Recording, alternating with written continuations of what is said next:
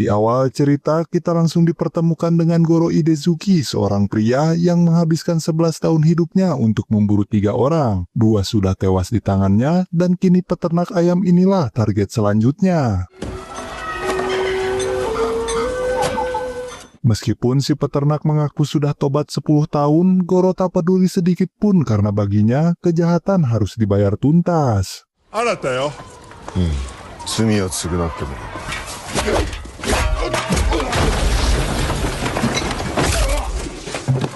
Begitu misinya selesai, Goro tertunduk bayangan kekasihnya yang bernama Neneng dan masa lalunya sebagai polisi kembali menghantui. Singkat cerita, Goro menghubungi polisi dan mengenang kejadian 11 tahun lalu. Saat itu, Neneng dan 2 temannya dibunuh oleh 3 perampok di minimarket bersama seorang staf ibu-ibu. Kemarahan Goro yang tak terbendung inilah yang memicu balas dendamnya. Seorang anggota polisi melaporkan kejadian ini kepada atasannya yang bernama Ujang, di mana Ujang segera tiba di lokasi dan mendapati Goro pingsan karena dibius. Ujang yang tahu latar belakang Goro menyebutnya tak normal karena rela mengorbankan karir demi seorang wanita.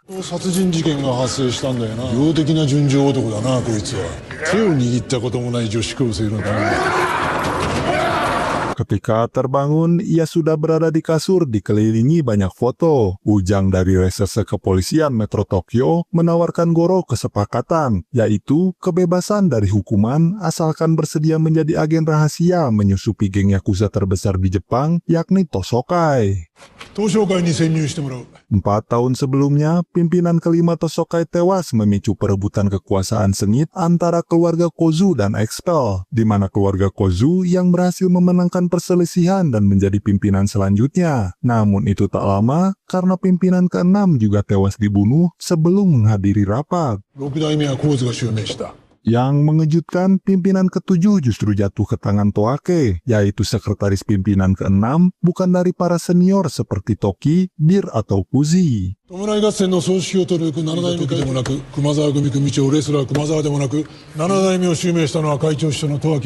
Prajurit Tosokai yang disebut Helldog berlatih Muay Thai di Thailand. Di bawah pimpinan seorang pemuda bernama Silk, geng ini juga punya banyak bisnis ilegal di luar negeri, termasuk perburuan gading gajah di Uganda.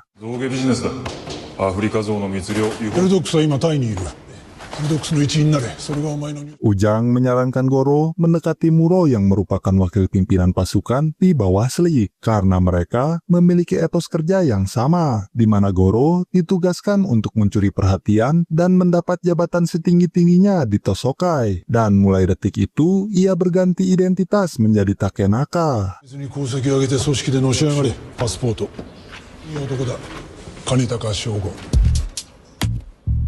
Setahun kemudian, Takenaka berhasil menyusup ke geng dan akrab dengan Muro, persis seperti yang diperintahkan oleh Ujang. Tugas pertama mereka adalah menghabisi petinggi keluarga Expel yang dianggap menjadi ancaman. Sambil menunggu target, mereka melakukan pemanasan terlebih dahulu.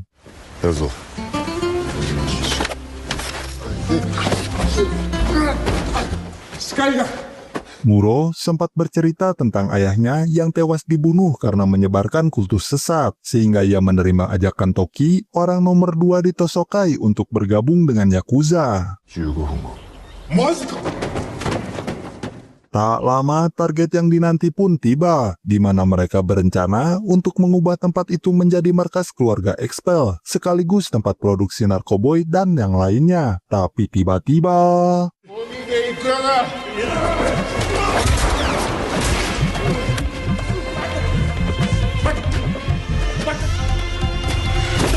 Setelah menghabisi target, mereka membungkus jasad dan menguburnya di lubang besar yang sudah disiapkan pasukan Tosokai. Namun di salah satu kantong jasad, ternyata ada yang masih hidup.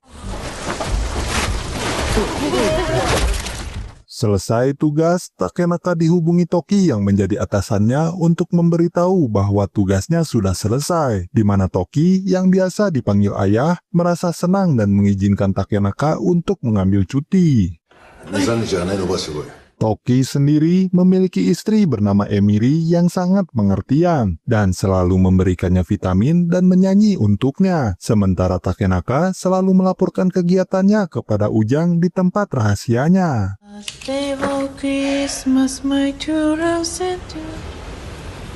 Keesokan harinya, Takenaka dan Muro kembali ke markas. Namun kesulitan masuk karena sandi pintu sudah diganti. Saat pintu terbuka, Takenaka kesal karena tidak disambut baik, terutama oleh Slick yang tampak tidak suka padanya. だからさ、ヒーロー歓迎の印ジョージが残ってる西のでっかい組がジョージとつるんでるって噂もある。うるせえよ Toki yang terganggu oleh keributan itu menggeplak Slick dan memukul Takenaka untuk mengingatkan mereka untuk saling respek. Dan untuk merayakan keberhasilan Takenaka dan Muro, Toki mengajak seluruh anak buahnya makan di restoran mewah, bahkan menyuruh Takenaka dan Slick berpelukan. よし、ハグしろハグ。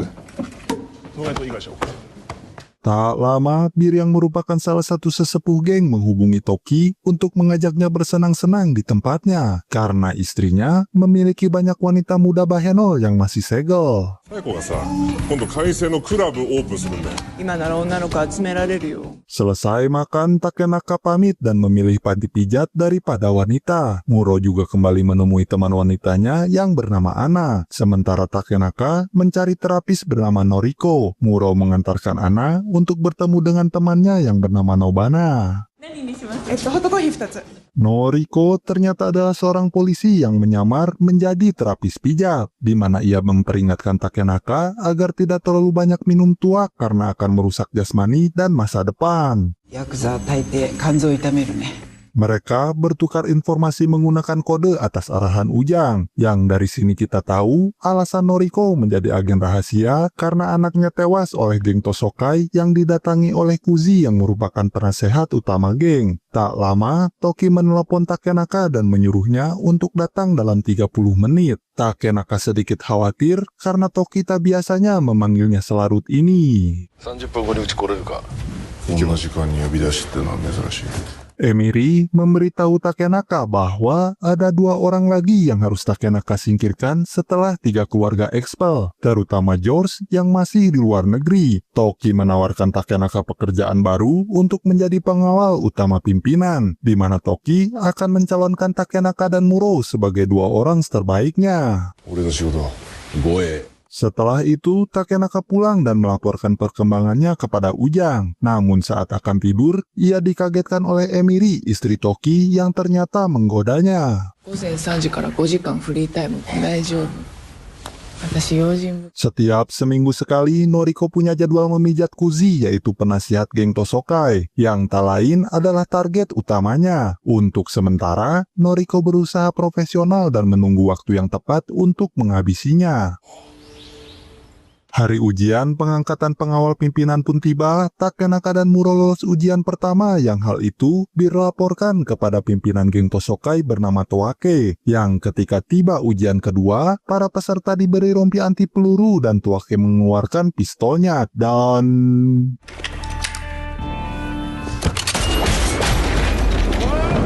やれよ。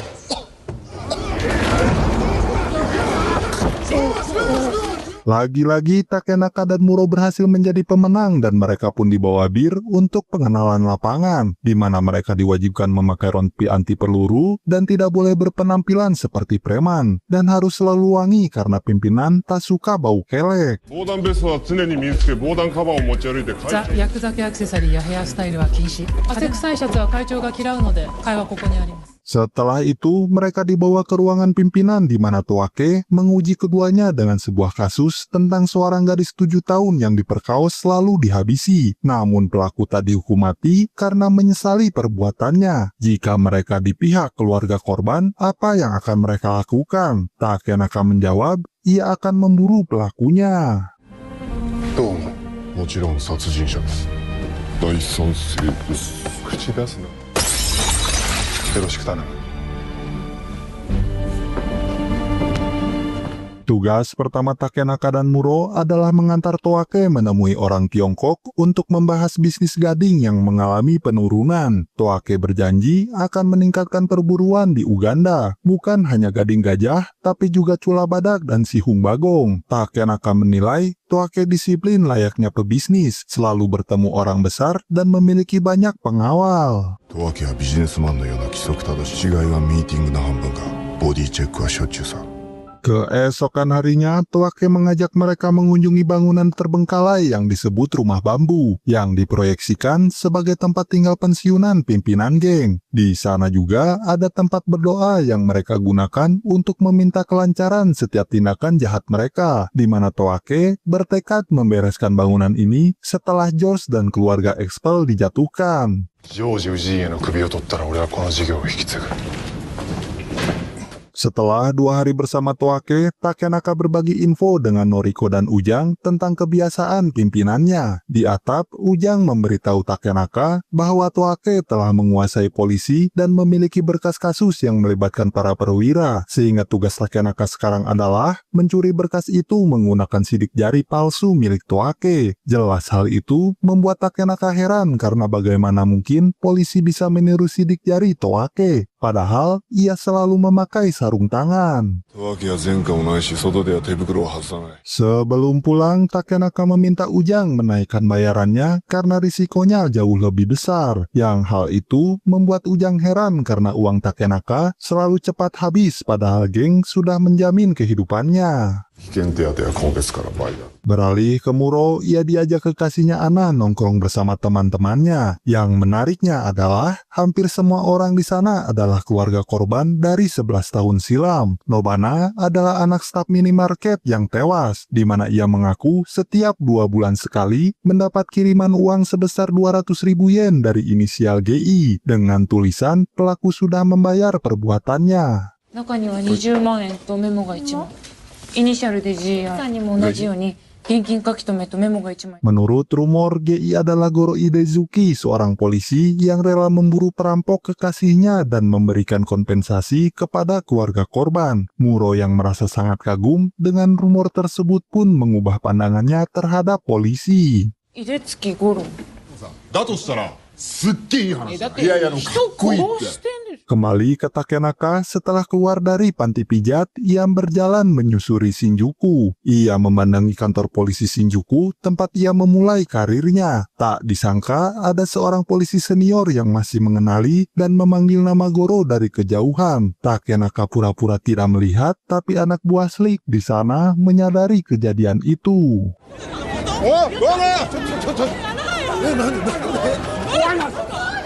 Pagi harinya, Takenaka mendengar kabar Josh bekerja sama dengan pihak barat. Toake berencana bertemu Tawaraya, mantan petinggi Expel yang kini oposisi, untuk memata-matai pergerakan George. おかしな動きを見せた後俺の代わりだと思って。 Siang harinya, pasukan bersiap menjaga pertemuan itu. Toake meminta Tawaraya memata-matai George, namun karena Tawaraya menolak, ia pun diberikan sesajen sebesar 300 juta yen yang langsung merubah keputusannya. 3億を用意した。こいつを情報収集に役立ててくれ。 Saat yang lain sibuk dengan wanita, Takenaka fokus pada seorang gadis bernama Luka yang mencurigakan. Luka mengaku sebagai pegawai kantoran, tapi tangannya kapalan seperti orang yang terbiasa memegang senjata. Takenaka mengambil minuman yang dituangkan Luka untuk Toake dan menyuruhnya untuk minum. Luka malah membuang minumannya, tanda ia memang seorang pembunuh bayaran.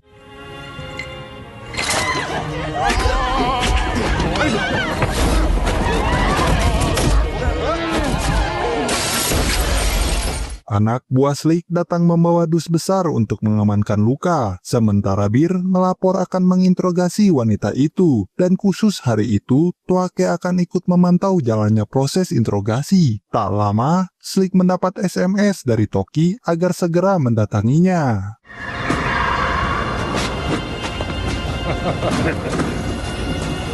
Tiba di gudang, Toake menyuruh Takenaka dan Muro untuk mengawasi CCTV. Toki ternyata menaruh GPS di koper uang tadi untuk berjaga-jaga jika Tawaraya mengkhianati mereka. Muro menjelaskan bahwa gudang itu tempat menyimpan narkoboy, barang selundupan, dan hewan-hewan ilegal. Karena bosan, Muro berniat bergabung dengan Bir untuk menginterogasi Luka. Tapi sebelum interogasi, mereka saling unjuk kebolehan.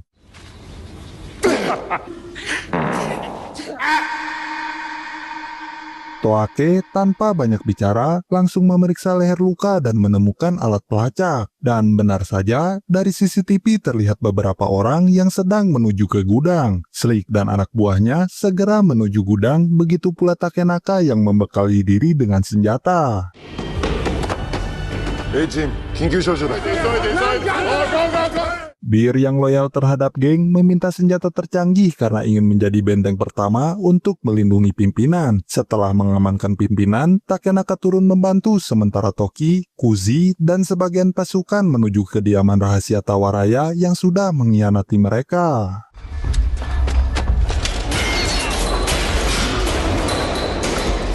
Luka yang masih hidup mengambil senjata dan menembak Bir yang ada di dekatnya. Meskipun sekarat, Bir masih sempat menanyakan kondisi pimpinannya. Toake sangat terpukul melihat Bir tewas tak bernyawa.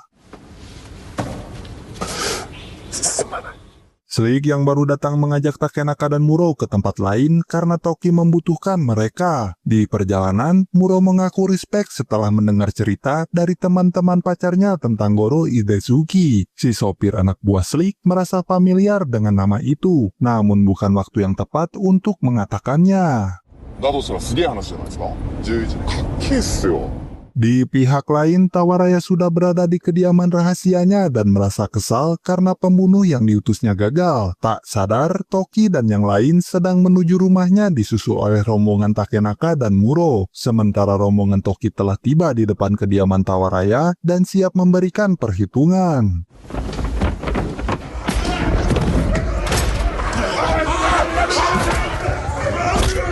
Takenaka menghampiri Toki yang bersedih karena ditinggalkan Bir sahabatnya. Toki ingin kematian Bir dirahasiakan agar musuh tetap menganggap Tosokai tetap solid. Dan uang 300 juta yen yang mereka rebut akan diberikan kepada istri Bir sebagai tunjangan.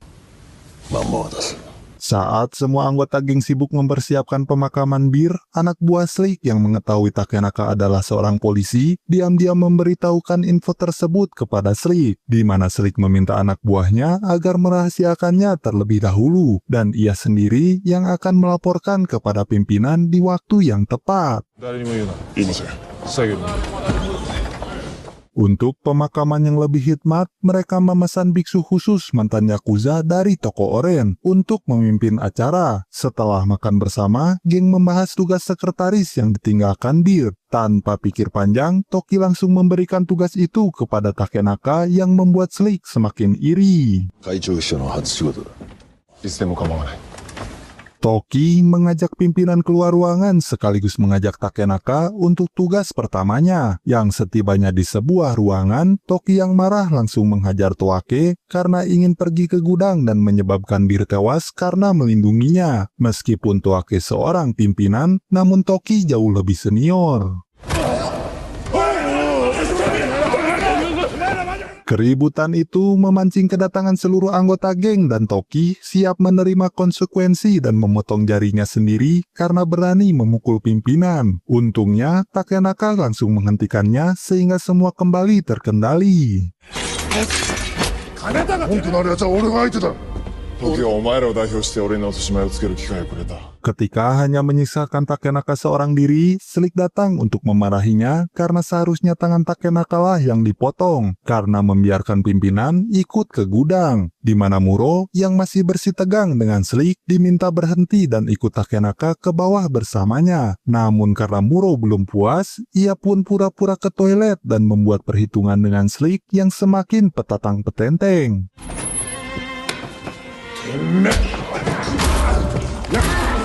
Di situ Slick membocorkan bahwa Takenaka adalah seorang polisi yang sedang menyamar dan mereka harus melaporkan hal ini kepada pimpinan, di mana Muro yang tak peduli dengan hal itu pun hanya fokus menuntaskan kekesalannya kepada Slick, di mana kejadian itu dilihat anak buah Slick yang kemudian berusaha membalaskan dendam.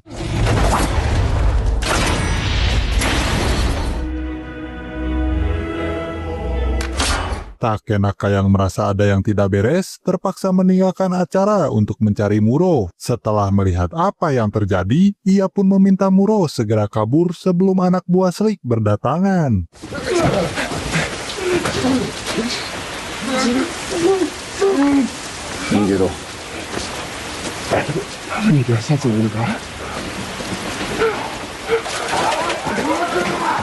Keesokan harinya, Muro di kediamannya terus memikirkan Takenaka yang ternyata seorang polisi. Takenaka sendiri kini jadi sasaran anak buah Slick setelah mereka gagal menghabisi si Muro. Tapi mereka semua gagal karena Takenaka bukanlah orang sembarangan.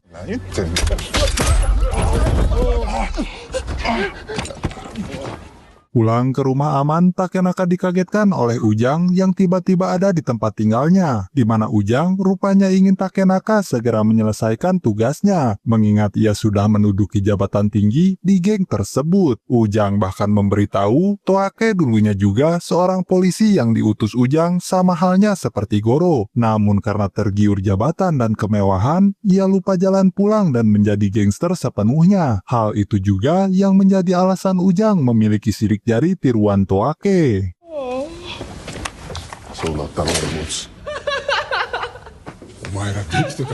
Emiri sendiri dulunya adalah seorang aktivis anti perburuan hewan di Tanzania. Namun setelah mengetahui Yakuza di balik perburuan, ia pulang ke Jepang dan menjadi agen rahasia untuk menghancurkan mereka. Ujang menganggap kalau sekarang adalah waktu yang tepat menghancurkan Tosokai, di mana Takenaka akan merampas berkas penting dan melenyapkan Toake, sementara Emiri akan mengeksekusi Toki, sedangkan Kuzi Ujang akan memberikan kesempatan itu kepada Noriko, yang sudah menunggu momen ini selama 8 tahun. 8年ずっと待ってた人がいる。長い間よく我慢してくれた。 Beralih ke Muro, ia mendatangi Nobana hanya untuk memastikan bahwa Takenaka yang ia kenal selama ini adalah Goro Idezuki. 俺さ、多分いいですよ。 Untuk itu, Takenaka mulai menyimpan beberapa senjata di area-area penting, sementara Noriko masuk ke kediaman Kuzi. Emiri sendiri pulang untuk menyuntikkan racun ke tubuh Toki, di mana Toki yang baru menyadari Emiri berselingkuh dengan Takenaka berniat untuk menghabisi Emiri saat itu juga. Namun karena kesehatannya sedang tidak stabil, sehingga Emiri dengan mudah menghabisinya.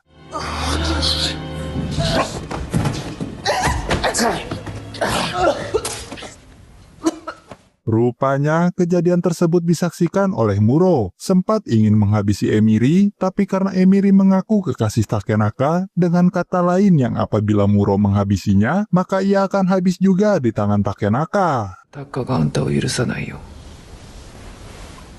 Beralih ke Noriko, ia bertanya kenapa Kuzi tega menghabisi anaknya. Kuzi menjawab bahwa anaknya terlibat perselisihan dengan cucunya dan ia juga sudah membayar kompensasi, di mana Noriko yang tak puas kemudian mengeluarkan senjatanya dan... はい。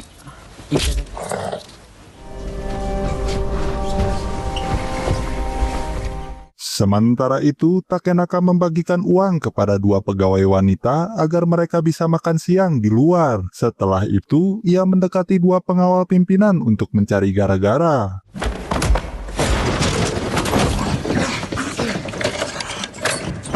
Setelah menghabisi 2 pengawal pimpinan, Takenaka masuk ke ruangan Toake. Namun di luar dugaan, Toake langsung bercerita tentang dirinya yang dulunya adalah seorang polisi, yang karena kemampuannya mengembangkan geng, sehingga ia mendapat kepercayaan untuk menjadi pimpinan ke-7, di mana rupanya Toake telah menyadari sedari awal bahwa Takenaka adalah seorang polisi. いつバレたんです。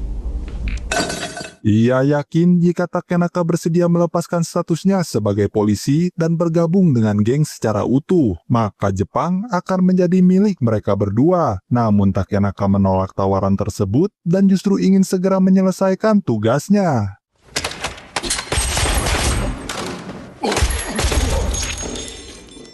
Selesai dengan misinya, Takenaka masuk ke sebuah gereja sambil membawa berkas yang diinginkan kepolisian. Ujang mendapat kabar Noriko telah selesai membalaskan dendamnya. Berbeda dengan Emiri, anak buahnya menemukan Toki sudah tewas. Tapi mereka tidak menemukan Emiri. Tak berselang lama, Muro melakukan video call dan menyuruh Takenaka datang ke rumah bambu untuk menyelamatkan Emiri. スペシャルゲストも一緒で Masalah semakin memuncak ketika Takenaka tiba di rumah bambu, yang setelah mengetahui bahwa Takenaka adalah Goro dan tak ingin kembali ke geng, Muro pun meminta Takenaka untuk memilih antara Emiri dan dirinya. Karena lelah terus menjawab, inilah yang Takenaka lakukan. 俺とこの女とどっちが大事なんだよ